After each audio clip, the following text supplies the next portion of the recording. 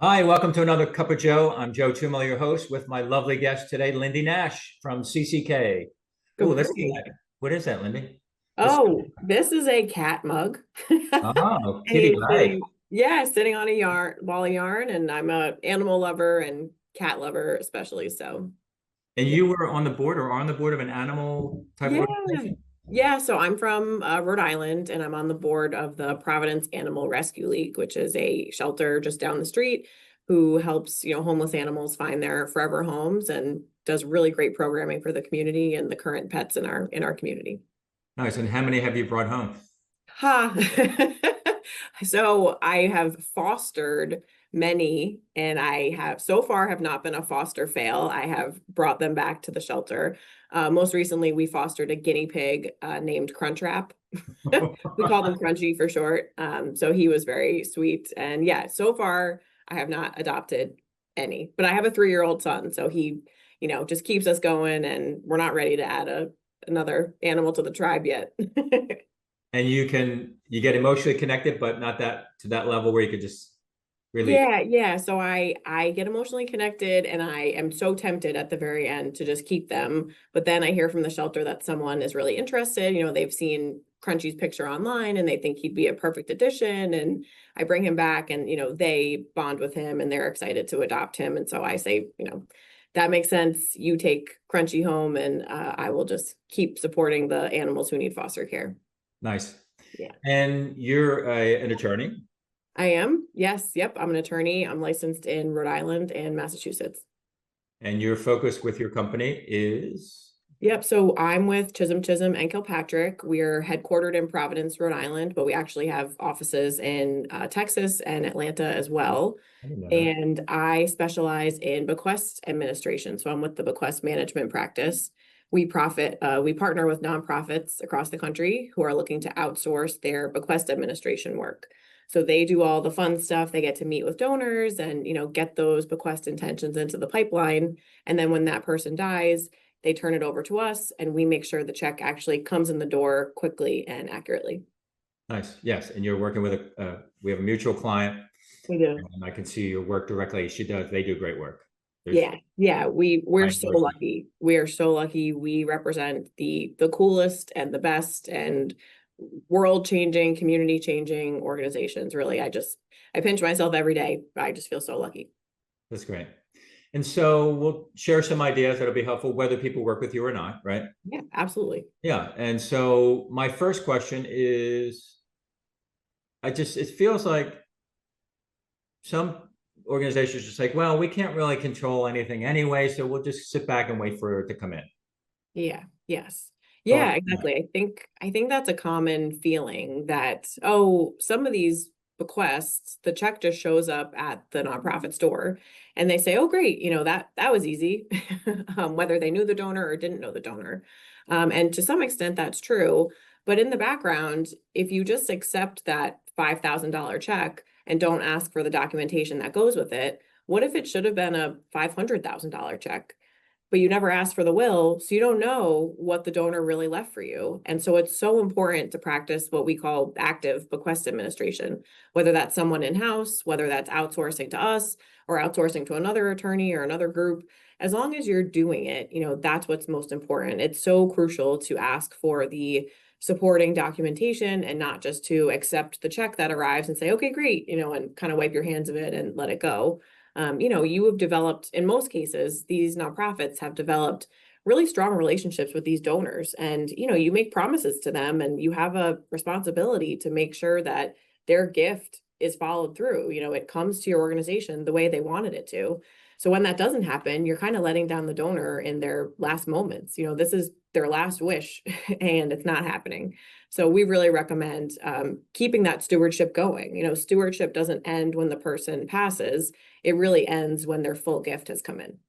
Beautiful. And you just triggered a thought. A lot of our work as plan giving people is trying to motivate Mm, donors to document with a letter of mm, intention, right? Our statement, our letter of intention. And it's not easy, right? I always tell donors, you need to feel good about this, no pressure. I explain what we think are the benefits of yeah. doing this, but there's a possible benefit right there, maybe, of Like I remember working in a hospital, and they had these bequests coming in from decades and decades ago. Nobody knows who they are, Right. nothing documented. Right. And what do we do with it? What do we do with the money? Did they want it designated? We obviously could put in endowment, but maybe when we talk to donors about a letter, if making them feel good about signing a letter of intention, we Mhm. could say, if I always say, we hope we don't see your gift for a long time, but when Right. the time comes, Yeah. what if there is an issue? And but is that legally binding to say, okay, Mary signed this letter of intention. She said she wants this to go to cancer research. Right. Right. I don't know. Is that Yeah, so the what we really rely on and what is, binding is the last will and testament or a trust or whatever amendment or codicil we're working on. That's what really matters. So I would say if, your letter of intention from Ms. Smith said it should go to the, anthropology department, but then her will says it should be put towards the psychology department, you should probably follow the will because that's the, binding kind of legal gift instrument. So that's what we always look for. And usually the restrictions are in the will. And it'll say, like I said, a specific department, they'll want it going to a certain mission or a program or something along those lines. So that's even, to your point, even more of a reason to always ask. We always, when I go to different plan giving conferences and make presentations, I always say you must request the gift instrument because that's where the restriction is. And you need to know, can you abide by the restriction? What if it does say for the anthropology department, but you don't have an anthropology department, that's tough. Or, this $10,000 to create an endowment. It's like, okay, well, you can't really, under your gift acceptance policy, that's not what you do. What do you do with that? Technically, you're supposed to talk with the executor or the trustee and make sure that the restriction is something you can abide by. And you have a duty to let them know, hey, I'm so sorry, we got rid of our anthropology department 10 years ago. What else can we do here? Depending on the state, they may want to go through the courts and, have the court approve a modification, or sometimes you can come to an agreement without the court intervention. So another reason why you really need the gift instrument. once in a while I'll see a copy of a will where somebody has crossed off certain things, Yeah. and you don't know, did the donor do that? There's a situation. There were two things recently with an estate with a client, and I wound up connecting with the deceased man's girlfriend, Oh. and lovely woman, really, really, she kept calling me and saying, you guys are entitled to bequest. And she sent us, or somebody sent us a copy of the lawyer sent us a copy of the will. And the lawyer was saying, no. Well, two things. One, somebody crossed off. Yeah. And then the second thing is, this is a national charity whose Mhm. name is very similar to other national charities in the same sector. Mhm. And it wasn't their exact name, it was off just a little bit. Yeah. Yep. And the lawyer for the estate was saying, it's not you guys. Right. I'm looking at it saying, well, it's pretty darn close. And the woman, the not quite widower, but Yeah. was saying, no, you guys are entitled. You guys are entitled to it. She Yep. said, they're having a hearing. I'll send you the Zoom information. I jumped on the hearing just figuring, what the heck? What do I have? Yeah. They kicked me out. Really? Yeah. So there's a couple things Wow. in there. Sorry if I'm overloading, but number one is when the names are that similar, Yep. Yeah. what do we do as a charity? Okay, hey Joe, we got this thing. Yeah, but the name is not exactly. What do I do? Yeah. Yeah. So, Yeah. yep. So it's a really great point. And I want to bring it back to when the donor was alive, because so assuming you knew this donor and this was someone you had worked with and, stewarded and kept them in We the did plan. not. Oh, Excuse you me. didn't? No. Totally fresh. Okay. Well, if you had, I would just say for anyone who's working with these donors, always encourage them to be as specific as possible in their will and trust. Include your EIN, your address, make sure your name is spelled correctly. Give them a copy and pasted, word for word of what you want in there, because this happens all the time. So many charities have similar names, but words are flipped, or there's a national branch and then there's chapters underneath it. So yeah, it's really important to have that specific language in there.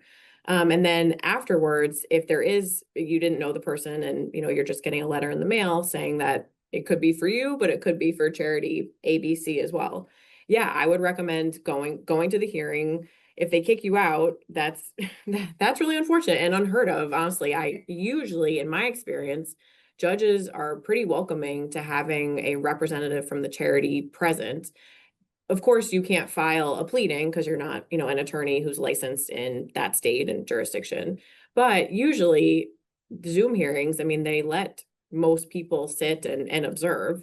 So that must have been a very, cranky judge or someone in a specific county who maybe just didn't want to, allow anyone in. And that happens from time to time. But usually in my experience, they're pretty welcoming to having people there. And they may even go around the room and say, what do you think about this, Joe? And I would recommend before your meeting, checking your records. Was there anything in your file, even if you didn't know, Susan Jones, was she ever a donor of yours? Did she ever come to an event of yours? Did she ever get a piece of marketing material? Anything to show, hey, Judge, she was at this gala in 2015 and she received this mailing in 2018 and she made a $100 gift last year. We're pretty confident that this was for us. Right. And that is really influential to the judge because he or she will look to the other charity and say, well, what about you? Do you have any evidence? And hopefully they'll say no. And then that'll put you in the best spot to show we have this kind of record, we have this evidence to support it was probably for us. So that's what I would recommend. Great. Yeah. And if it gets really spicy, you can always hire local counsel. If it's a big gift, $1 million gift that you're worried is on the line, I would recommend hiring local counsel from that county, from that city, wherever it is, to represent you in court because you don't want that going anywhere else.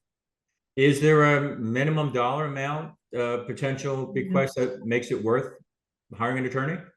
Yeah, so that's a great question. I think it depends on the organization. Some charities think $50,000 is worth fighting for. Some charities feel like 500,000 is worth fighting for. So it really depends. But always remember, is the juice kind of worth the squeeze? So hiring an attorney isn't cheap usually. So when you are making those phone calls in, Providence, Rhode Island, trying to find somebody who can help you, take into account their hourly rate, how long, and ask them. You can be really upfront and don't forget to lean on your charity card and say, listen, I'm from a charity. Is there anything you can do? Do you have a, charity rate? Usually they do, and they'll knock down their hourly rate a little bit. Or you can say, is there a senior associate I can work with because attorneys charge by the hour? Partners usually have a higher hourly rate than associates. So sometimes there's that kind of senior associate, that person in the middle who's experienced, but not at that partner level. So there are things you can do to kind of lower the hourly rate. So I don't think there's a certain, hard line in the sand, like always fight for gifts at this amount, but just keep in mind that it's costly, it takes time, and certainly you wouldn't want to hire an attorney for a $5,000 gift, right? It's probably not worth it unless you want to make a point, which I've seen happen as well. So it's not common, but every so often, if the charity really wants to make a point, they will. And can we get bad press from it, saying, "Oh my God, this charity sued my," whatever, we're fighting? Yes, that's a great question. So this has come up before, and it hasn't happened to me or any of my clients, but I'm friendly with Andy Fussner down at the American Heart Association. He oversees their bequest administration team. And when we do presentations together, he always says, if I had a nickel for every time, American Heart had bad press, I would have, one nickel. And he's been doing this for 25 years.